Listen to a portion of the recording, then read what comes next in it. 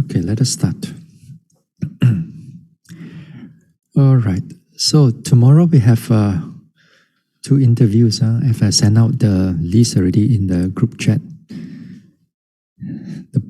The thing is that some of you, after we canceled your name and you saw it in your interview list, then only you want to start to ask for extension. Yeah. Only you want to start for extension. Then of course it's going to be difficult for me to uncancel it. But nevertheless, you come in also. Since you already asked for extension, then if your name is cancelled, then you come in for it. If you ask for extension, if you don't ask for extension, then of course you don't have to come in. You got all the weekends to inform us. What are you doing? Inside jhana, is it? Inside jhana, then you forgot everything. Oh, anyway, the second thing. The second thing is that the coming weekend, all right, the coming weekend, this Saturday and Sunday, there'll be no interview. Okay? Group A and Group B1, B2, B3, there will be no interview. So this weekend, you'll make sure that you practice. So, good. So let us start. Now, we are in the second week right now. We're in the second week in the middle of the retreat right now, which is very good. And so far, I'm quite happy with the progress of the meditator. At least you're trying. Of course, some of us have difficulty practicing, arousing, hindrances coming in a little bit, and also other obstacles like your work or like other unforeseen circumstances that arises that may make your meditation more challenging, more difficult at times. But nevertheless, most of you are thriving in it. So it's not too bad. So this is only 2 weeks. Even that within the 2 weeks, we can see that there's a number of people are able to start to able to progress in the metta. The mind becomes clearer, calmer, and the metta is more flowing, which is very good, which is wonderful. So even as I said, even within 2 weeks. So don't expect too much. You got 2 more weeks to go, and then we all keep striving, keep doing what you have been doing, and you will definitely benefit you at the end of this retreat. Okay, this Mettā Bhāvanā, not a retreat. Now, tonight also I want to share how we progress in this Mettā Bhāvanā. At least an understanding of how this progress is like, and also to clear up some misconception about the progress of metta, because the progress of metta may not be the same as when you think about like anapanasati or other forms of meditation. So they are quite different. They are quite different because of a certain nature of the certain objects. In a short while, we're going to see. So here the progress is that right from the beginning, we start from a beginner.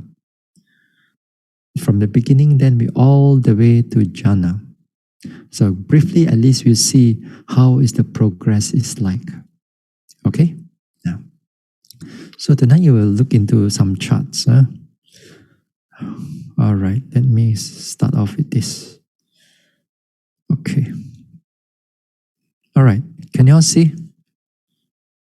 Can, Okay, good. Now, now this is a rough sketch of a progress of the metta. How the metta progress. Afterwards, later we're going to look into it a little bit more detailed.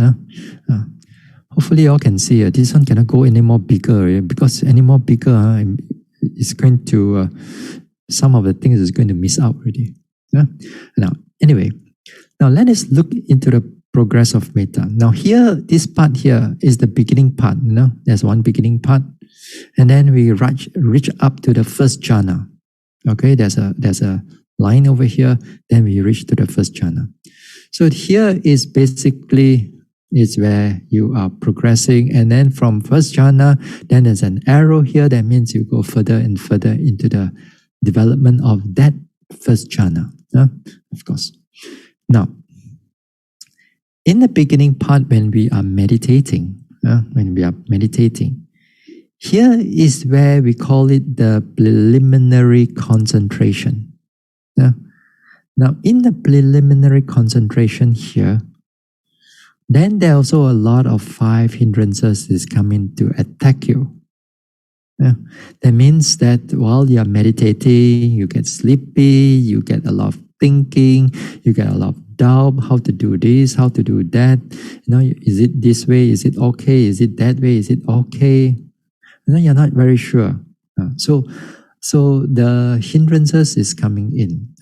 Then while you are meditating, then you are thinking of some of you, like for example, are meditating at home. Then you walk. Then you saw your fridge, Then you're going to open up the fridge, go and look at it, what is inside, nothing, and close again, and you start walking again. Then it's called hindrances. Sometimes you got, your fridge inside there was inside already, but you just have to open it. Because if you walk near the fridge, this is something like that. So this is 5 hindrances. So the 5 hindrances come in as like sometimes you're walking, then your eyes are looking here and there, then your mind cannot settle. So these are the 5. This is called the preliminary concentration. Then in this preliminary concentration, it depends on the yogi.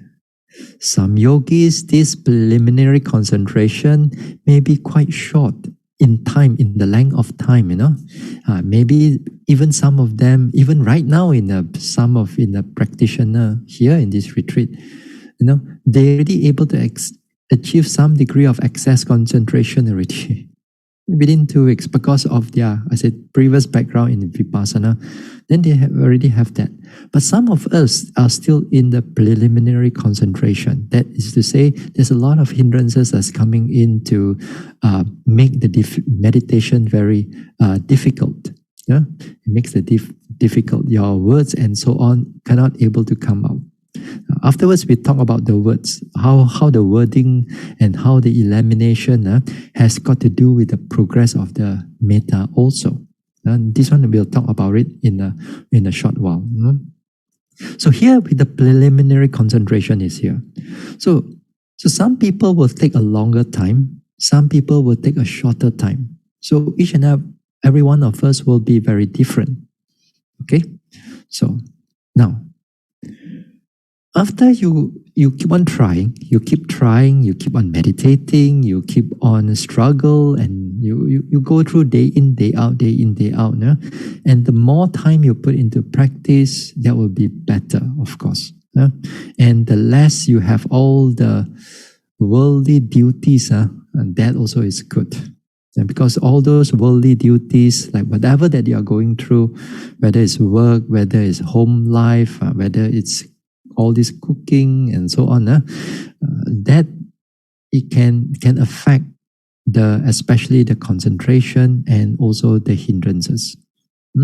That's why when we are in the retreat center, then when we don't have all those obligations and duties to be done, then we can able to concentrate, or we can focus on our practice much more better.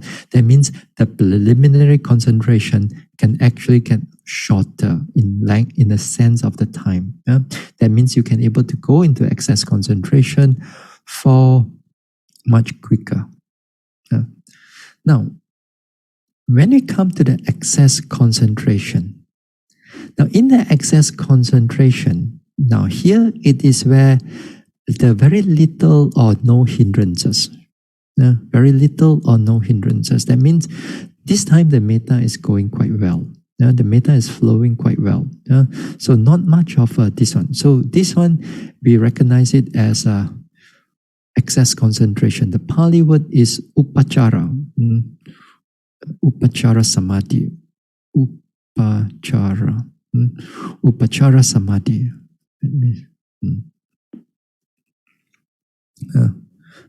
So this is upachara samadhi. Okay, so this is excess concentration. So it's quite easy to say.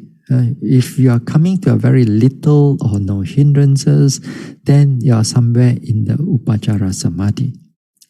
Now, again here, this excess concentration or upachara samadhi, these are, again, it depends on the yogi. Before even you reach the first jhana, sometimes at upachara samadhi here, it takes a long time. How long is long? Sometimes for some yogis may take forever. Some may take few months before the first jhana. Some may take some weeks before the first jhana. So it's not as easy as you think it is. So this time also there's very little or no hindrances. Very little, it means that the hindrances comes in, you already knows it already gone. Not like you have to struggle and keep on sleepy and you keep on drowsy or keep on a lot of thinking. That this time there's not much of these things. So there's very little. That means the hindrances come in just maybe a second or two and then it's gone off. Then your Mettā is still able to continue. Or there will be a period of time there's no hindrances coming in at all. Now, is at this juncture where the upachara samadhi here, it is where the yogis sometimes they misjudge their development. They thought that at this upachara samadhi here, they think that they're already in the fixed concentration already. That means they think that they're already in the first jhana already. Because why? Because in the fixed concentration, there's no hindrances. So they thought that, hey, now no hindrances, all these nivaranas all don't come in already, don't disturb me. So, but it could most probably it's the jhana already, but not necessary yet. Yeah. Also another type of yogi, and also this one is quite a lot. They don't equate it in terms of no hindrances, because the nature of this concentration at this upachara samadhi also, the nature of the mind is very calm and quiet and peaceful. The Mettā is still flowing, the Mettā is still flowing, but it becomes like soft, smooth, and so on. This softness, this pleasantness is where most of the yogi will think that they're already in the jhana already. They will think that they are in the jhana. This is one of the biggest things, because it could be due to the nature of joy, which is the Pali word is piti, or the nature of sukha vedana, or which is the pleasant feelings. These two especially, And also the third one is the tranquility. The Pali word is passaddhi. And that passaddhi comes in and the mind becomes very quiet, very peaceful, very calm. No words, nothing coming out.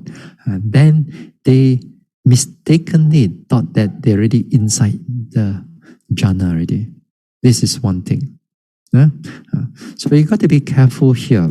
This partner, to attain the first jhana, is not as easy as you think it is.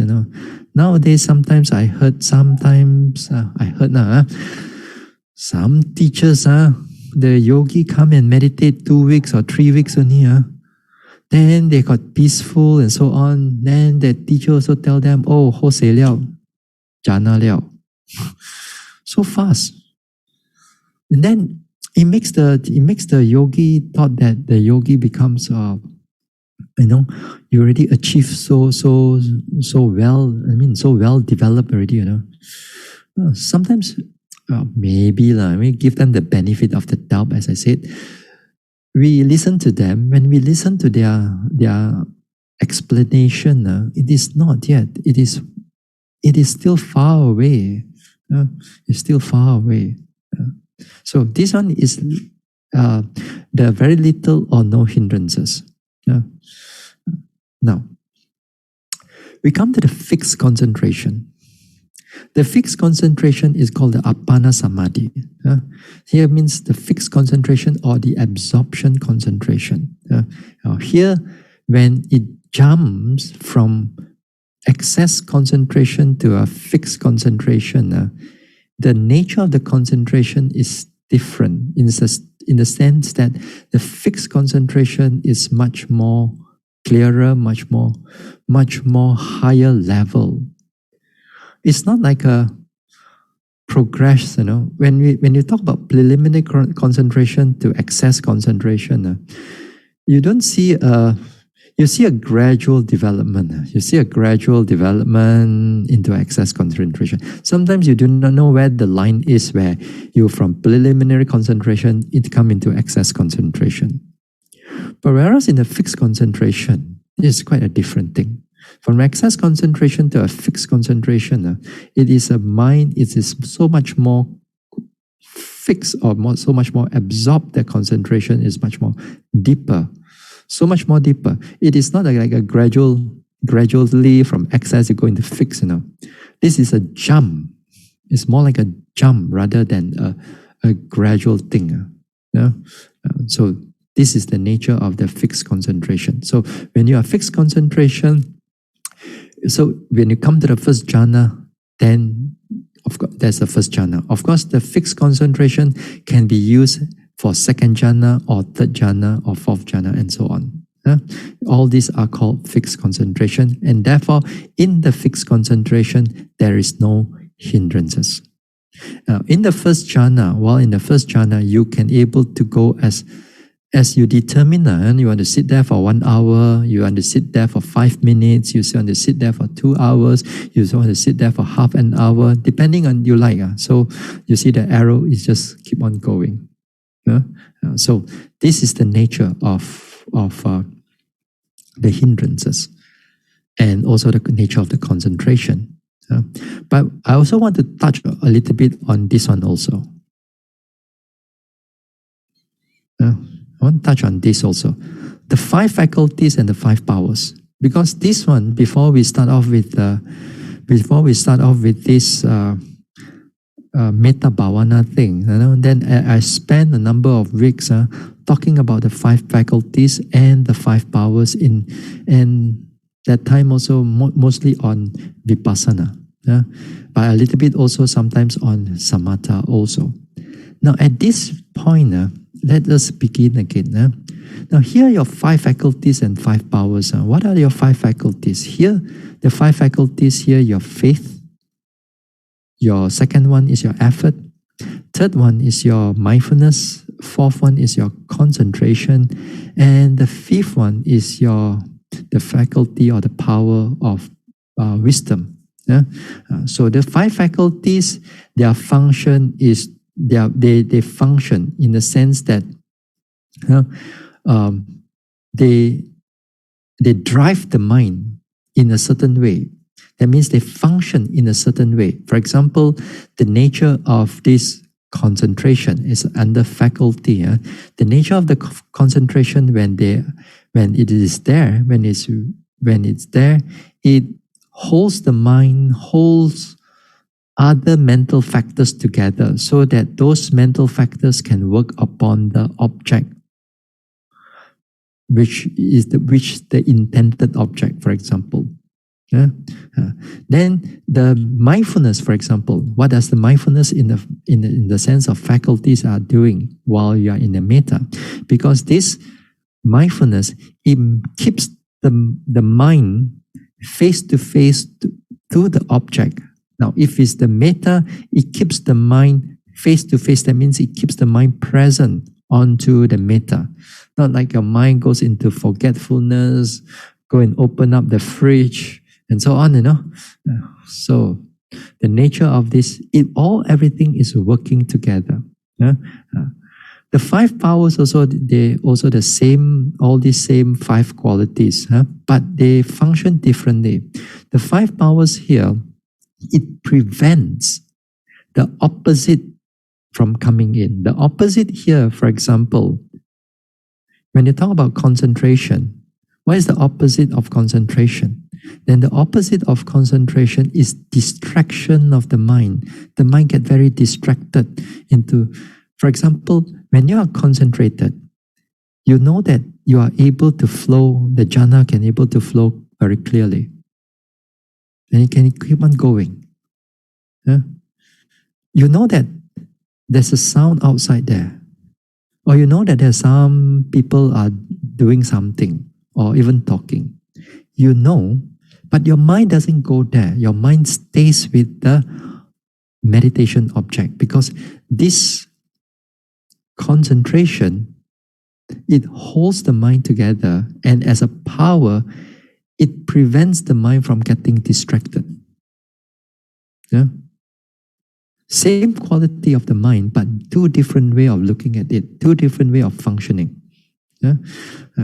So when for example, when there is effort, a mental effort of a faculty, as a faculty, it provides the energy for all other faculties so that they can do their function, to make them active, to make them energetic, to make them able to do their function. Now, as a power, it prevents from the mind becoming lazy. You see, there's an opposite. It prevents the mind from becoming lazy. So, while you are at the preliminary stage of meditation, then your five faculties and your five powers are weak. In the sense that when they are weak, all kinds of hindrances come in. Your Mettā is not going smoothly. Your Mettā is nothing much there. It comes a little bit, goes a little bit down. So that means the five faculties are weak. The five powers also are weak. When you come up to the more stronger, more excess concentration level, then the five faculties are more well balanced. This time, because of the nature of the hindrances getting less, and you keep on training, and as I said, the mindfulness itself is the one that when you develop that mindfulness well, and the mindfulness becomes strong and continuous, the five faculties and five powers are automatically also become well and balanced, well balanced. It becomes well balanced. So that's why I said the mindfulness, it's absolutely important when we do this Brahma Vihara or even any form of samatha practice.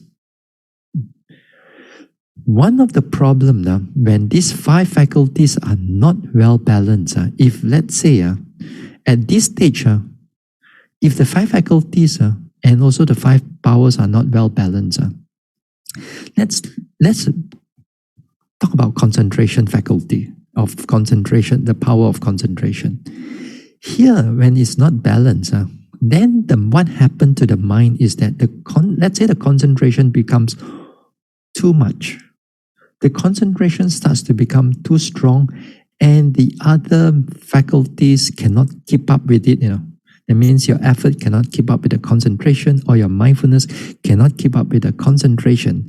Then what will happen to your meditation is that here your Mettā progress become almost nothing. Your words and your Mettā also gone.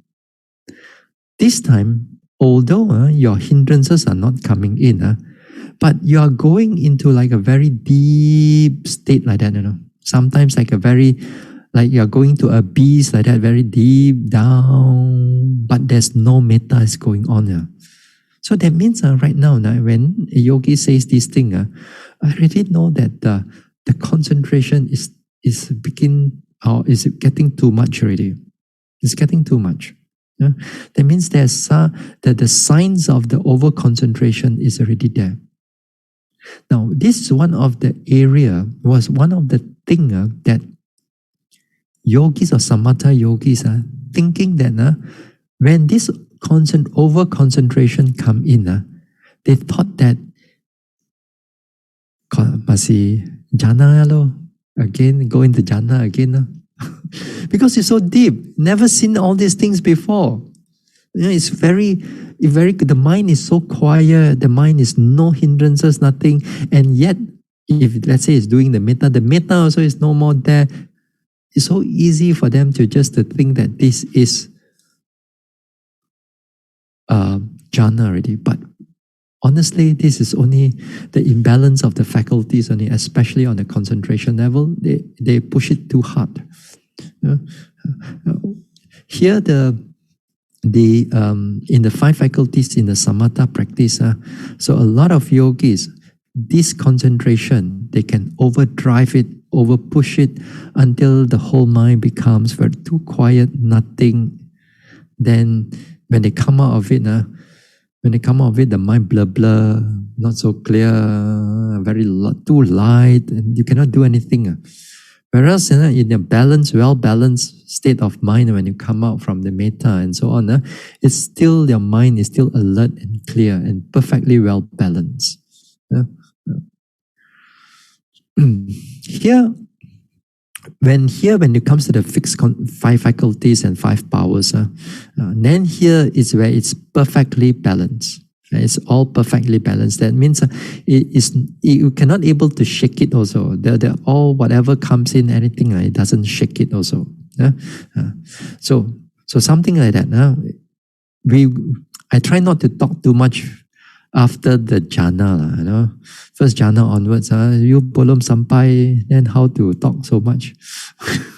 Now we talk about what we can do first. Though the jhana one, we keep it some other time.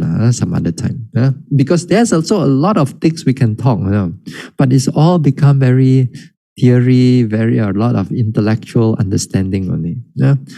So here my focus is that I want to, at least for meditators right now, is that at least to understand that to develop this metta, that means your faculties should be able to develop together with it. But all you need to do is make sure that you keep trying, keep doing more. The more that you do, the better it is. Okay? All right. Now, let's go to the next thing. Now, this thing is on the object itself. The object, that means how you use your words, how the words come and how the words go, like how the sentence come and go. That also has got to do with how you progress with the meditation also. Let us see. All right, let us see this one. Now, in samatha meditation, when we use the word nimitta, it's usually we use it for the objects of meditation. We use it for the objects of meditation. For example, if you are doing anapanasati, in breath, out breath, as a samatha practice. So what is your nimitta? Your nimitta here is your in breath, out breath. So we call it a meditation object normally in English, but in Pali they use the word nimitta. Okay? Yeah. But this word nimitta, when we use it in Pali, it get a very broad meaning. For example, in the Pali dictionary, if you just Google it, the word nimitta, then they show you that there are 5 meanings, that the whole Tipitaka, how they use the word nimitta for this. So here even in the Vinaya also we use the word nimitta, as I think for even in the Sima Hall also, something like that. The next thing is this nimitta. That, for example, the Buddha used the word like, when you see a beautiful object, When you see a beautiful object, somebody beautiful, then the Buddha used the word subha nimitta. Subha nimitta. That time is not meditation, It's just that when you're walking, and then you see something very beautiful to you. You perceive it as beautiful. Then the Buddha called it subha nimitta. Nothing to do with meditation object. So this is one of the meaning. So another meaning that we use in the samatha is usually with the meditation object. Okay. Now, in samatha meditation, when you use this nimitta as meditation object, then this meditation object can be real or mind created. All right, can be real or mind created. The real part here means that you start off with a reality object. For example, you use in breath, out breath. You start off with real. You start off with a real object. You start off with in breath, out breath. Right? But when you start off with Mettā, for example, you're not starting with a real object. You're starting with a mind-created object. You use your lines. May I be well and happy, and then you try to feel the whole world. Isn't it a mind-created? But maybe you're still empty, your heart is still empty, no metta, but you're kind of like able to feel, the whole world is, as if like you can able to imagine the whole world. You imagine that may all of them be free from harm and danger, and then as if like your mind can your metta can protect them, This is how you start, isn't it? So it's called mind created. It's mind created. Now, later we'll talk about it a little bit more. Later we'll go on this, whether it's real or mind created object. Then we're going to look into it a little bit more. So, in the signs also, then also this one you have the first level, second level, and third level. And it's go on as you progress, So this is the preliminary sign called the parikama nimitta. Then you have learning sign, ugaha nimitta, and the third one is called the counterpart sign, patibhaga nimitta. Now, the reason I need you to at least, to be familiarized with these words and even a little bit of the Pali words, because when you listen to other teachers talking about samatha and so on, then they will talk about these things also. So it would be good that at least if we have a little bit familiarity of it. You may not able to have a familiarity with the actual practice, but at least on theoretical level, in intellectual level, that would be good. Okay, let us see what else is there. Now, okay. In Mettā and other Brahma Viharas, there's no counterpart sign. Whereas in Anapanasati, for example, have a counterpart sign. So, what is this counterpart sign? What is this ugaha nimitta? What is this parikama nimitta? Okay, now let us give you, because I need you to understand this. Then we need to understand different technique of meditation. One will let us look into Mettā. Second, we look into Anapana a little bit more in order to understand how the object is coming and how they how they progress from there on. Okay. All right, let me see. Now, when you start off with Mettā, a preliminary sign, this is the preliminary sign. That means in the beginning of part of the practice, the preliminary sign starts with concept, mind created. For example, may you be well and happy, but you do not have Mettā in the heart yet. You do not have the Mettā in the heart. Okay? So this is like a lot of times when we do this, for example, in the first week, A number of us, like when we do this metta, we have a lot of words with it. We try this word, that word. We try them. Still inside, there's no meaning yet. The meaning hasn't come out yet. The feel of the metta hasn't arisen yet. So you are starting with a lot of words, then after that, when you start to become more, proficient in your meditation. And this time, you, as I said, you begin to drop your words, or you can able to know all the groups, like one group after another group, after a bigger group, after all things. You can able to start to kind of like feel them, your meaning, the words that you use. May you be free from harm and danger. And then this time, that goodwill, the benevolence of the mind, it becomes much more clearer to you. The meaning has more deeper impact onto you. That is where the metta is arising and slowly. As it keep on arising and more arising, then you find that you want to drop the sentences, some of the sentences, or even some of the grouping. Then you find that those one or two grouping, which is more stronger to you, and then you keep on radiating the metta to that particular group of people or beings. So you keep on doing until you can able to drop all the wordings and you just let the metta flow. All the wordings and no sentences anymore, and the flow of the metta is there.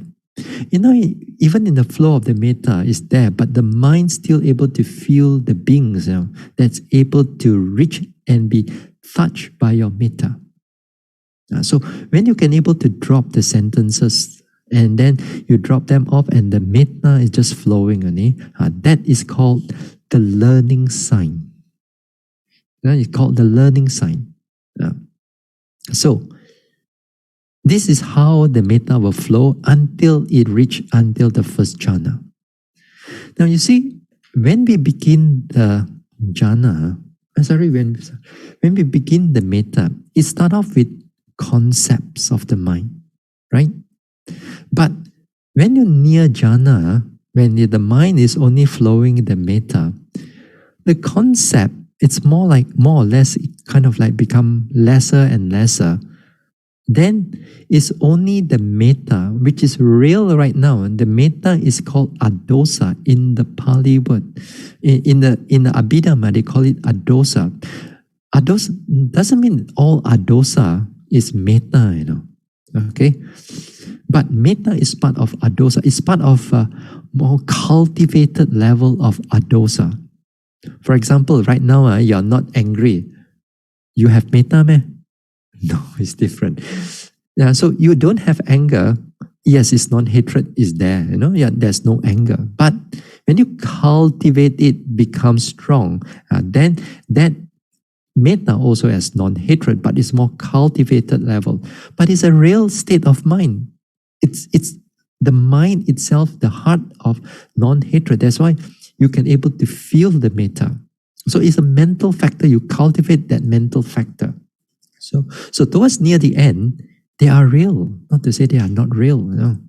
But of course, because you don't see anicca, dukkha, anatta in this metta, that's why you don't go into vipassana. So don't worry about it. Although it's a real object, but you are not seeing into its impermanence of the metta, or dukkha in the metta, or anatta in the metta. So if you don't do that, then you don't go into vipassana. You stay with the metta. That's why you can able to go into jhana later on. So this is how a preliminary sign and the learning sign. Okay. Now let us go back to this one again. Where do you think your learning sign fall, and where do you think your preliminary sign fall? You may think that, preliminary concentration means preliminary sign. Excess concentration means learning sign. Two parts only. But the thing is that it's not so clear. Not to say not so clear. You may have For example, you may have a learning sign. You may have a learning sign, but you still use. For example, you may have learning sign. Sorry, that means you may have dropped your wordings. Let's say you drop all your wordings. But you can still be under preliminary concentration. Because when you start drop your words, it's clear. But after that, hey, the hindrances start keep coming in. Then you say, tak boleh, cannot already. You must go back to, may I be free from harm, and then the words keep on flowing again. Then you have to go back again to all the thing again. So sometimes, even sometimes, you may have strong concentration. Okay, your concentration has picked up well and so on. But your concentration have picked up well and strong and so on. But you still haven't dropped your words yet. There's also another possibility. That means your concentration have picked up. That means you have gone into excess concentration already. You have gone into excess concentration. Your hindrances is not disturbing you. Your mettā is still flowing, but you haven't dropped your words yet. There's also a possibility. So that's why I don't want to put the preliminary sign, learning sign in the top there. If not, you call mong cha cha. So what we want you to understand, is that when you start off with a mind created, there's not much of a mettā. Then you keep on develop. Then after that, you comes into a very continuous flow of the mettā. When all this one, and it comes into the learning sign. So this is how the mettā goes. Now, so therefore, mettā starts with a conceptual object and ends before jhana with the real mental object. Then it goes into jhana. Okay? Now, anapanasati. Anapanasati starts off with the real bodily object, but ends up just before jhana with a conceptual object. It's the balik, they are opposite of each other. Now let us see how anapana arises. Now in anapanasati, when you start to practice it, when you have this preliminary sign, this is where you begin to put your attention into the in-breath and out-breath. You put the attention to in-breath, out-breath, in-breath, out-breath, in-breath, out-breath. And then, of course, the hindrances all coming in, disturb you, you are sleepy, you are awake, you are thinking, and so on. All the hindrances coming. And you keep on trying and trying and trying and trying and trying, which is wonderful. Now, as you get into a more and more proficient in the anapana after some time, then this time, your mental created object begins to arise together with the anapana. It arises together in the anapana. For example, for some people, you watch the in-breath, out-breath. The mental created object, it also looks like an in and out also, but it's created by the mind. Or for some people, that in and out is as if like it's very subtle in that sense. It's a very subtle. Some people thought it as if like in a cotton wool, like in a cloud, in that sense. It's kind of a ugaha nimitta. That means the mind has already been producing this mind-created object. But nevertheless, but in reality, while we are doing it, it is not as easy because the hindrances will keep on coming. Then you cannot hold on to their mental created object. It will go back again to the in-breath, out-breath. And then you try again, cannot. You go back to the in-breath, out-breath, cannot. Come back again, you try. So after a long time, after some time, you keep on trying and trying, and then later part, then the hindrances become less and less and less. You can able to the object, the mind created object, the nimitta right now, it's become more steady. It is become more steady. When it become more steady, this is called the ugaha nimitta. Then the hindrances that time don't go and kacau you here and there already. So, so they come to the ugaha nimitta. So a lot of this practice, samatha meditation, they have these two. Some have this counterpart sign, some don't have. Now, in anapanasati, the counterpart sign, the patikpaga nimitta, it will come in as like, the mental created object right now. And this time, this mental created object become like flawless, becomes totally bright and clear to the yogi. And of course, again, between the counterpart sign and the learning sign, the mind again is like to and fro. It's not so easy to sustain a very clear counterpart sign. It's a very clear, sometimes they use it like a mirror-like object, as if like you look into the mirror, in a clear mirror, you can see everything about your face. So same thing also when the counterpart sign arises in the anapana, it's all very clear. It's all perfect and truly bright and flawless. Flawless. And then after that, with that, it goes into a jhana. Okay. Now here the metta that we are doing, we don't have this counterpart sign. As I said, we don't have this brilliant and so on. It's just a mental state that is can able to prolong until the whole metta is like filled up, ready. And then when you are ready, you will go into jhana. It goes into jhana. So there's no like created part, there's no even more flawless and so on. It's just like the hindrances are not in and so on. So, do I have anything? Oh, no. Now here, when you practice this metta, so some of us may think that we have to do it like an anapanasati to have all this conceptual object, created object.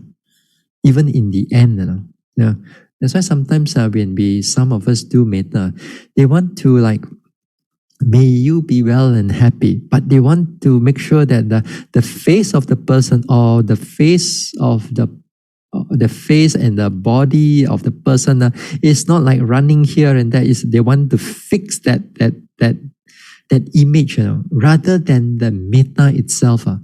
So here they're going to grasp on the development of metta wrongly, because it is not the image that is important. It is the metta that is important. And this is important for us to understand. Whereas when you come from a anapanasati, then that created mind, that one is finally is important.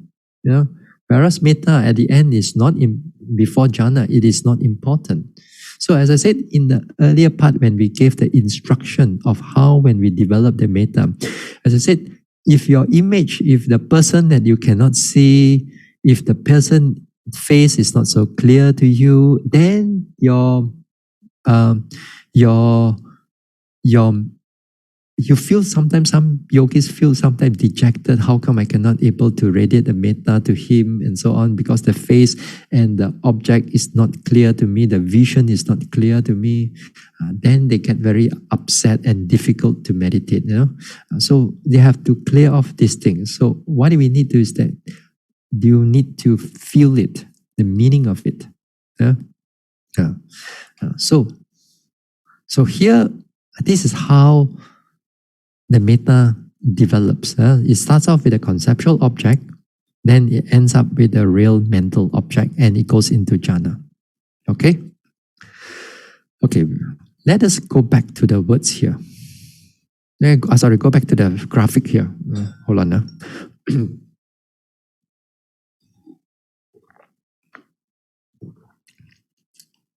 Now, the next question is this.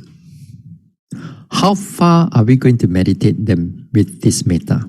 How far are we going to go? Are we going to go all the way to the first jhana? Why stop at the first jhana? We can still go in second jhana, third jhana, and so on, isn't it? But my way of doing it, because finally, it's all about enlightenment. It's not just about jhana. It's not just about jhana. If you have, that would be wonderful. Finally, it's all about the enlightenment.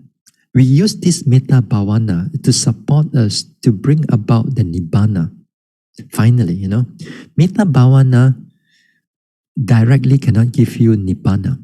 But Mettā Bhāvanā is a very supportive for development of Vipassana or the insight and finally reaching into Nibbana. So what are we going to do here? Where are we going to come out from it? There are two parts where you can able to use it for your Vipassana practice. And this is where at the Upachara Samadhi here, this Upachara Samadhi here is the first area. It will be good that you can able, from it, you can develop the Mettā Bhāvanā until an Upachara Samadhi. And then you use this Upachara Samadhi, cross it over to Vipassana practice, and then that time, the hindrances also is less already. Because you have developed that part in the beginning part to clear the hindrances, you cross it over to a Vipassana. Therefore, the Vipassana is much more smoother. Smoother only, faster is another thing, Smoother is one thing. Smoother means less hindrances, but how fast you're going to go, that is another factor, That's another thing altogether. But less hindrances, it makes the practice much more interesting. It makes the practice is good. So this one, Upachara Samadhi here is good, or when it comes to the learning sign also is good. Whichever it is. The learning sign here, as I said, when it comes to the learning sign, it is where you can able to drop your sentences and words of the metta, and the mind is able to continuous flowing of the metta. Now, here as it continues to flow in the metta, as you sometimes at home, when you're able to do this, when you're able to do you drop the sentences and everything, then after that, if you are skillful enough, then you push the mind back to Vipassana. Now you push the mind back to Vipassana. Of course, with that pushing back to the Vipassana, the mind again wants to tend to go back to the Metta. Then with Metta, again, you need to push it back. You have to keep on pushing back until Vipassana to make sure that the mind is set to Vipassana object. And when you set up to the Vipassana object, then you start to notice the changes, the movement, the rising, the passing away, the anicca, or whatever that is going on with the Vipassana object. And that is very good because if you can able to do this way, you can create a retreat state of mind while you are at home, at least for a period of time, a short period of time.